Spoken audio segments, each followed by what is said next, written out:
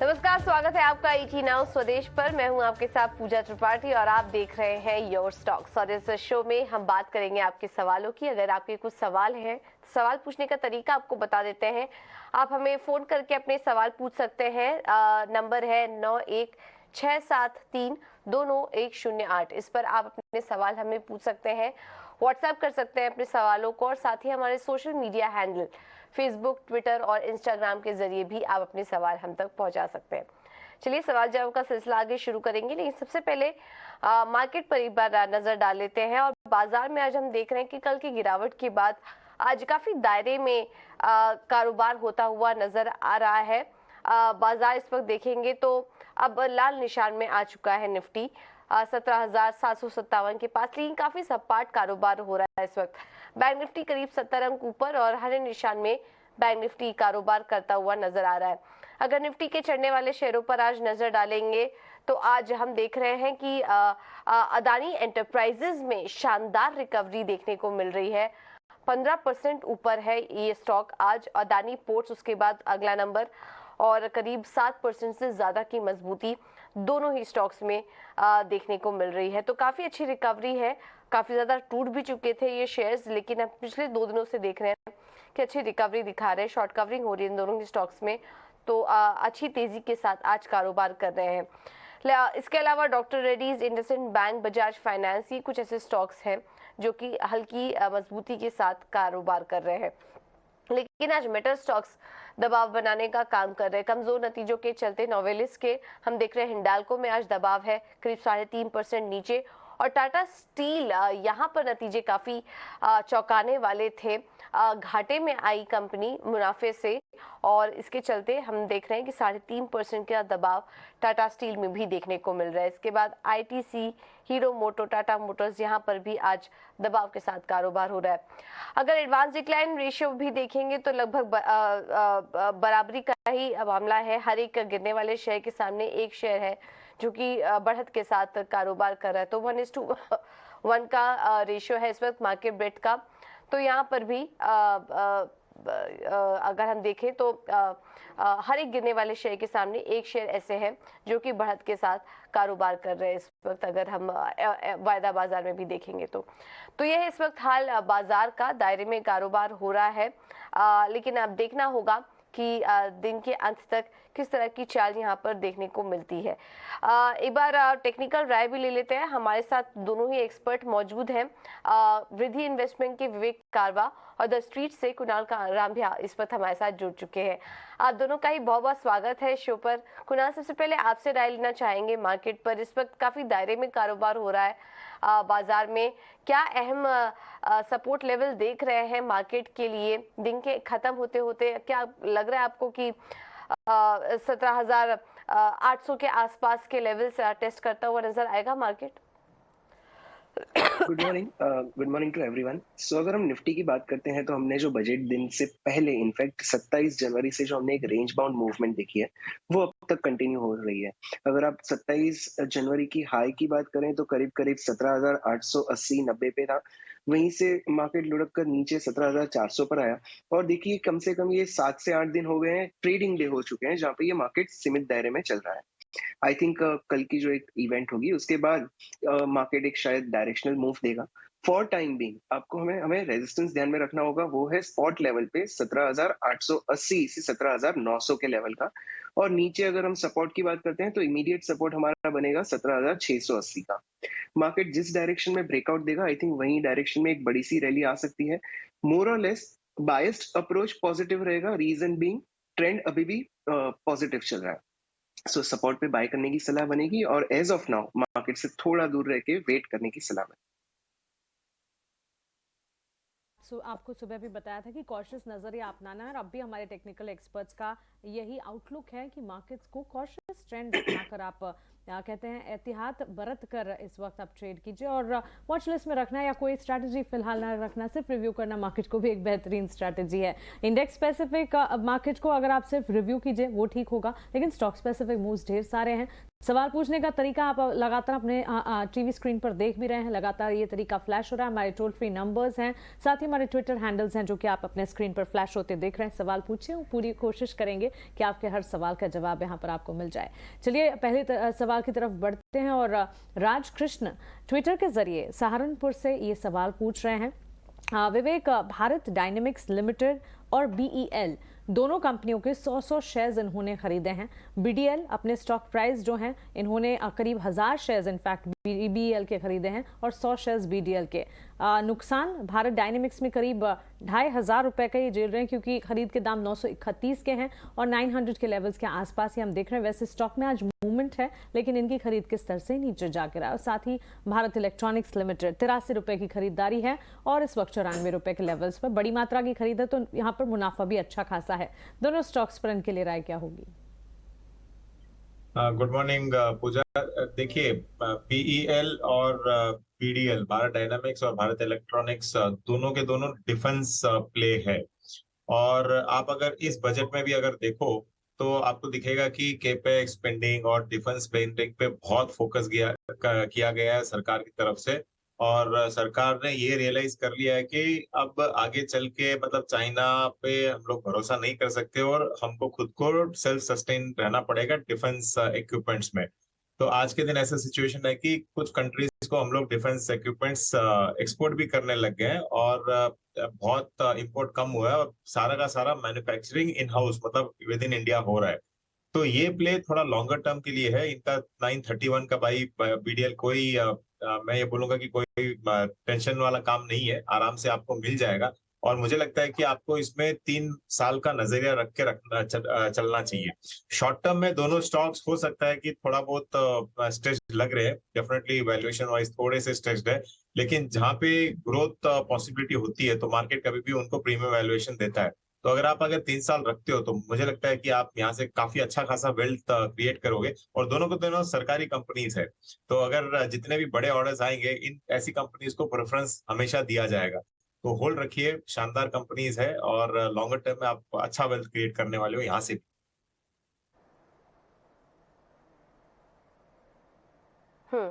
ठीक है, तो दोनों ही कंपनियों को होल्ड करने की राय आपको दी जा रही है इन स्तरों पर। अगले दर्शक हमारे साथ पंजाब से जुड़े हैं, राहुल जी नमस्कार, अपना सवाल पूछिए। Good morning ma'am. मैडम मेरे पास 500 शेयर हैं चंबल फर्टिलाइजर के 302 के भाव में।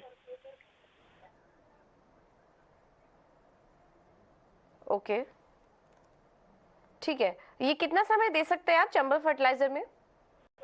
मैं तो लॉन्ग टर्म के लिए हूँ, 2 साल के लिए। ओके, चंबल फर्टिलाइजर विवेक आप ही सजेस्ट करिए, लॉन्ग टर्म निवेशक हैं ये। इन्होंने 300 के भाव पर लिया था, हालांकि इनके खरीद से तो काफी नीचे आ चुका है। स्टॉक लगातार हम देख रहे हैं डाउन ट्रेंड में ही है, पिछले 6 महीने में ही 12-13% टूट भी चुका है ये शेयर। थोड़ा ऊपरी लेवल पर इन्होंने एंट्री भी ले ली थी, इनफैक्ट जब गिरावट आ रही थी तब इन्होंने एंट्री लेने की कोशिश की इस उम्मीद में कि स्टॉक चलेगा, बट ऐसा कुछ हुआ नहीं। चंबल फर्टिलाइजर 1 से 2 साल के लिए आपको अच्छा लग रहा है क्या ये स्टॉक? देखिए, अगर आप नोट करो तो करीबन पिछले 1 आध साल से ये इसी रेंज में चल रहा है, मतलब 290 और 325 के बीच में। अब फर्टिलाइजर वाइज अगर आप फंडामेंटली बात करो तो चंबल फर्टिलाइजर अच्छी कंपनी है। उसका जो रिटर्न ऑन इक्विटी है वो बहुत बहुत बढ़िया है, मतलब मैनेजमेंट एकदम शानदार है, सब कुछ है। लेकिन प्रॉब्लम दिक्कत कहाँ आती है कि ये फर्टिलाइजर स्पेस में जहाँ पे लोगों का इंटरेस्ट जब भी आता है तब जब बजट आता है, तो बजट के पहले ये सारी कंपनीज अच्छा परफॉर्म करती है और बजट के बाद में पूरा फिजल आउट हो जाता है और फिर अगले बजट तक वेट करते रहो। तो आपको अगर सही में पैसा बनाना है लॉन्गर टर्म में तो मेरे हिसाब से फर्टिलाइजर स्पेस में नहीं रह के आपको शिफ्ट कर लेना चाहिए। सोल रीजन ये है कि मतलब फर्टिलाइजर ऐसे स्पेस चलता नहीं है, कंपनी बढ़िया है, मैं कंपनी पे कोई शक नहीं कर रहा हूँ, लेकिन हाँ स्पेस नहीं चलने वाला है। तो आपको अगर मतलब आपका 302 की खरीदारी आपको 315 वापस मिल जाएगा, आराम से मिलेगा, मतलब बहुत ज्यादा फर्क नहीं है, 12 रुपए डाउन है खाली। तो आपको 315 वापस मिल जाए, 315 आता है तो उस वक्त आप बेच के इसको और किसी में कन्वर्ट करो ताकि एक्चुअल में वेल्थ क्रिएट कर पाओ। यह सलाह इस वक्त एक्सपर्ट की तरफ से मिलती हुई आपने 302 खरीद के दाम लिए हैं और इन स्तरों पर खरीदारी की है। 315 तक के लेवल्स पर एक बार प्रॉफिट बुक कर जाएं क्योंकि यहां से ज्यादा एक्शन एंटिसिपेट नहीं किया जा रहा है। तो चंबल फर्टिलाइजर प्रॉफिट बुक करने का नजरिया रखना होगा। 315 के लेवल्स का इंतजार करें, जैसे ये लेवल्स आप देखें एक बार यहाँ प्रॉफिट बुक करके एग्जिट कर जाए। मोनाली हमारे साथ नागपुर से जुड़ी है, फोन लाइन से हमसे बात कर रही है। नमस्कार मोनाली, आप अपना सवाल पूछें। हाँ, गुड मॉर्निंग मैम। एक्चुअली मेरे पास अदानी पावर के 395 के हिसाब से 200 शेयर्स है। ठीक है, तो ये अभी होल्ड करना है कि क्या करना है? मुझे डिसीजन ही नहीं समझ रहा उसमें। नहीं, बात आपकी सही है मोनाली, क्योंकि इस वक्त अडानी ग्रुप स्टॉक्स के साथ जो उथल पुथल है, ऐसे में काफी हद तक कंफ्यूजन है कि अगर पोजीशंस इंटैक्ट रखी गई है तो क्या किया जाए। कुणाल, आपसे राय जानना चाहेंगे। अडानी पावर, इनकी खरीद के दाम 395 395 के हैं और वहां से हम देख भी रहे हैं 178 के स्तरों पर पिछले दिनों में वॉश आउट भी देखने को मिला। ऑफकोर्स रिकवरी भी आई अडानी ग्रुप स्टॉक्स में और कुछ तमाम स्टॉक्स के तो सर्किट लिमिट की अगर बात करें, अभी हाल ही में अडानी लिमिट ट्रांसमिशन के सर्किट लिमिट जो है उसे भी बदला गया है और इस वक्त भी हम देख रहे हैं अडानी ट्रांस, अडानी विल्मर जैसे स्टॉक्स अपर सर्किट पर ट्रेड कर रहे हैं। लेकिन अडानी पावर, अब मोनाली के सवाल पर क्या जवाब होगा, क्योंकि खरीदारी के लेवल से नीचे जा गिरा है और इन स्तरों पर क्या किया जाए। करीब 43,000 का नुकसान झेल रही है। अगर मैं ओवरऑल लंबे ट्रेंड की बात करता हूं तो जुलाई 2018 से लेके अब तक अगर लंबे चार्ट को देखें तो ये अभी भी पॉजिटिव ट्रेंड में ही है और हायर टॉप हायर बॉटम बनाया जा रहा है। अब इंटरेस्टिंग ऑब्जर्वेशन इस लेवल पे ये रहा है कि जून 2021 में इस काउंटर ने जो हाई बनाया था वो था 167 का। 167 का जो ब्रेकआउट आया था वो ब्रेकआउट था मार्च 2022 में और वहां से हमने एक पॉजिटिव रैली देखी थी, बहुत ही अच्छी रुझान देखी थी। काउंटर फिर से वही लेवल पे आया है जहां पे ब्रेकआउट हुआ था एंड बहुत ही अच्छे सपोर्ट लेवल पे एज ऑफ नाउ मिल रहा है। अब यहाँ पे हम काउंटर ट्रेड इमीडिएट तो इनिशिएट करने की सलाह नहीं दे पाएंगे, बट यहाँ से हमें वॉच आउट डेफिनेटली करना होगा। अगर ये काउंटर यहाँ से 185 के ऊपर निकलता है तो definitely being an aggressive trader मैं यहाँ पे डेफिनेटली बाय करने की सलाह दूंगा। हमारा स्टॉप लॉस इसमें बनेगा 160 का, बाइंग होगा 185 के ऊपर और आई थिंक यहाँ से एक अच्छी सी रुझान शुरू होने की पूरी आशंका है। इनके पास पोजीशन है और अगर एक्स्ट्रा रिस्क ना लेना हो तो पोजीशन में डेफिनेटली बने रहे और stop loss as of now रहेगा इस पोजीशन का 160 लेवल का। 160 थोड़ा आपके खरीदारी के प्राइस से नीचे है, लेकिन नुकसान में मत निकलिए। थोड़ा उछाल आ सकता है, अदानी पावर में एक तेजी आ सकती है, उसके लिए बने रहिए इस स्टॉक में। अगला सवाल हमें सोशल मीडिया के जरिए, व्हाट्सएप के जरिए आया है राजस्थान से विशाल जी का। 2 स्टॉक्स हैं इनके पास। पहला तो यस बैंक है, 14,000 शेयर्स 14.5 के भाव पर इन्होंने लिया है और अदानी विल्मर भी है इनके पास, 40 शेयर्स हैं 343 के लेवल्स पर। दोनों ही स्टॉक में मुनाफा है। कुणाल, आप ही सजेस्ट करिए, काफी लकी हैं ये क्योंकि दोनों स्टॉक्स काफी ज्यादा पिट भी चुके थे। थोड़ा रिस्की ट्रेड होता है। अदानी विल्मर में तो हम देख ही रहे हैं रिस्क काफी रहा, उतार चढ़ाव रहा, हमने अभी थोड़ी देर पहले बात भी की। यस बैंक में भी काफी ज्यादा उतार चढ़ाव देखा गया है, बट लकी है ये, इनको इस लेवल पर भी हल्का मुनाफा हो रहा है क्योंकि शेयरों की संख्या भी काफी ज्यादा है, तो 30,000 के लगभग इनको मुनाफा भी हो रहा है स्टॉक में, दोनों स्टॉक में, इनफैक्ट येस बैंक में भी अदानी विल्मर में भी। अभी क्या करें, मुनाफा लेकर निकल जाएं या फिर कुछ स्टॉप लॉस आप इनको सुझाएंगे? पहले अदानी विल्मर की बात करते हैं। इस काउंटर की हिस्ट्री तो बहुत ही छोटी है, 1 ही साल की है, लेकिन इंटरेस्टिंग यहाँ पे ऑब्जर्वेशन ये है कि जब ये फरवरी 2020 में लिस्ट हुआ था तो एक साइडवेज कंसोलिडेशन में 1 महीने के लिए गया था और वो जो कंसोलिडेशन का रेजिस्टेंस बना था वो 380 लेवल्स का था। 380 क्रॉस करके ये काउंटर 800 तक गया। फिर से आप देखिए आज के ये वीक का, एक हफ्ते का और आज के दिन का जो लो है वो 360 है और एज ऑफ नाउ ये काउंटर अपर सर्किट में है, 398 पे चल रहा है। ये जो ब्रेकआउट लेवल था जो फरवरी और मार्च 2022 का था वो इस काउंटर ने फिर से रीटेस्ट किया है। डेफिनेटली इस काउंटर में बने रहने की सलाह बनेगी। हमारा स्टॉप लॉस इसमें बनेगा 360 के लेवल का। आई थिंक ये काउंटर हमें थोड़े दिनों में, जिस तरह से मूवमेंट चल रही है, थोड़े दिन का शायद सवाल ही ना हो, 1 या 2 दिन में देखने मिले। हमें इसका टारगेट कम से कम 475 से 480 के लेवल्स का रख के होल्ड कर सकते हैं। अगर येस बैंक के फॉर्मेशन की बात करते हैं, तो इस काउंटर में डेली चार्ट में कोई भी ट्रेंड नहीं है, ना हायर टॉप हायर बॉटम बन रहा है, ना ही कोई मोमेंटम है। आई थिंक इस काउंटर में जितना जल्दी हो उतना निकलने की सलाह बनेगी। अगर पोजीशन होल्ड करने की इच्छा है, तो स्टॉप लॉस बनाए रखें 16 रुपए 10 पैसे का और इसमें बने रहें। आई थिंक एक मोमेंटम पिक आ सकता है और अगर एक स्पाइक आया तो शायद 17 रुपए 50 पैसे तक का लेवल्स हमें देखने मिल सकता है। येस बैंक में से तो एग्जिट करने की सलाह बनेगी, बट अदानी विल्मर में डेफिनेटली बने रहने की सलाह बनेगी। ठीक है, तो चलिए अडानी विल्मर और साथ ही येस बैंक दोनों स्टॉक्स पर ये राय आपको मिलती हुई। और इनफैक्ट कुछ और सवाल भी हमारे साथ अमित कुमार जुड़े थे अहमदाबाद से, और विवेक उनका सवाल जो है बामर लॉरी पर है। 140 रुपए के दाम पर 3000 शेयर्स की खरीदारी की है।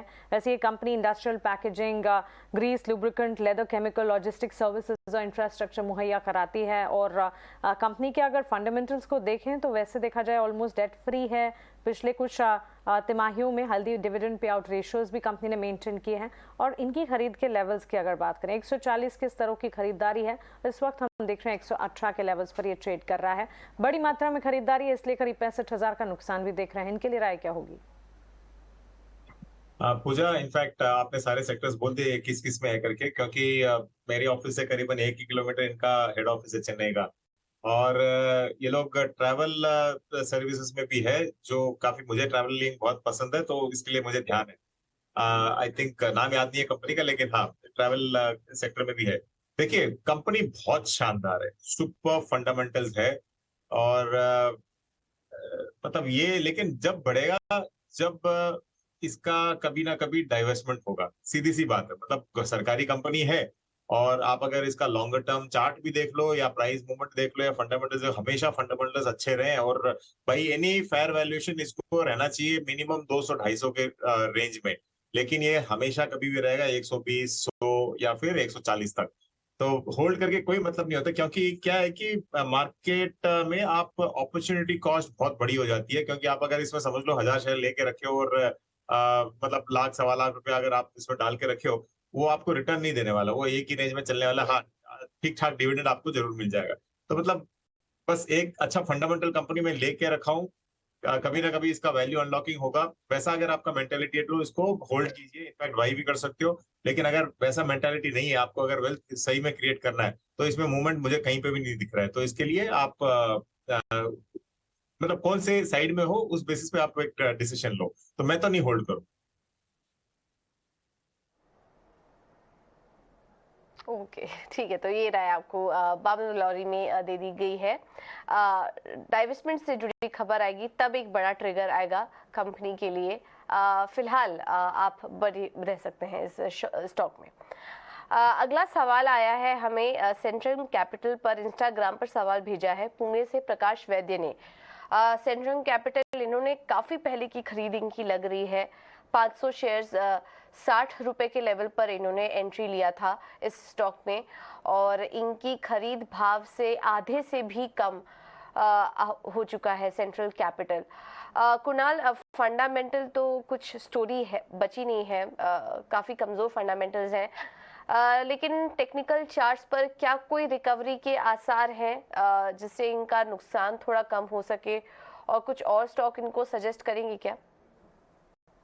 पूछा, अगर हम इस सेंट्रम कैपिटल के फॉर्मेशन की बात करते हैं तो लिस्टिंग डे से लेके अब तक ये काउंटर डाउन ट्रेंड में ही रहा है। एक बीच में डेड कैट बाउंस हमने देखा था करीब 2021 में, बट उसके बाद भी ये काउंटर नीचे ही चल रहा है। इस काउंटर में एज ऑफ नाउ कोई सपोर्ट भी नहीं है और रेजिस्टेंस भी नहीं है, बिकॉज कोई मोमेंटम ही नहीं है। तो इसमें से जितना जल्दी हो सके उतना निकलने की सलाह बनेगी। अगर सामने कोई स्टॉक अच्छा पिक करना हो तो एज ऑफ नाउ इसी सेगमेंट का है, और वो है मोतीलाल ओसवाल। इसका रीजन सिर्फ इतना है कि इस काउंटर में हमें एक्सट्रीम सपोर्ट देखने मिल रहा है, और वो जो सपोर्ट लेवल है वो है 660 के लेवल का। अगर ब्रोकिंग इंडस्ट्री में ही बाय करना है तो आई थिंक मोतीलाल ओसवाल एक अच्छे सपोर्ट लेवल पे मिल रहा है। 660 का स्टॉप लॉस रखिए, इसमें बाइंग कर सकते हैं।